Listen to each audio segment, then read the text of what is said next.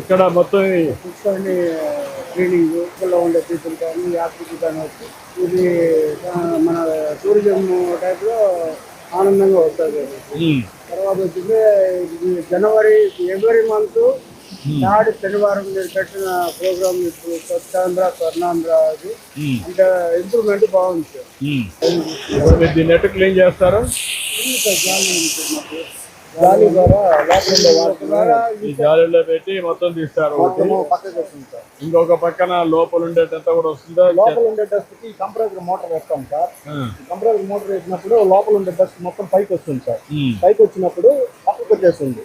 అప్పుడు ఈ నచ్చి ద్వారా దాన్ని లాగేసి బుట్టలో వేసుకుంటాం. బుట్టలో వేసి డ్రమ్ లో వేసి తడి చెత్త మొత్తం తీసుకెళ్ళిపోతారు సార్.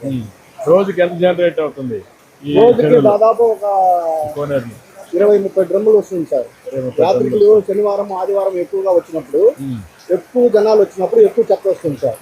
నార్మల్ టైంలో ఒక 10 డ్రమ్ములు 15 డ్రమ్ములు అలా వస్తుంది. అలాగే ఒక్కోసారి నీళ్ళన్నీ వచ్చినప్పుడు ఎక్కువ వస్తాయి కదా, వరదల మరిగా వచ్చి సగం కోనేరు లో కూడా పడేటట్టుగా ఉంటుంది సార్. ఫ్లో ఇక్కడ 2-3 ఫ్లో అన్ని వెళ్ళిపోతాయా? అన్ని మొత్తం వెళ్ళిపోతుంది సార్. మన లెవెల్ కి పెట్టుకుంటాం సార్. వాటర్ ప్రజలకి ఏమి ఇబ్బంది లేకుండా ఇక్కడ స్నానాలు చేస్తారు కాబట్టి శుభ్రంగా క్లీన్ చేసి పెడతా ఉంటారు. మంచి పని చేస్తున్నారు, అభినందనలు.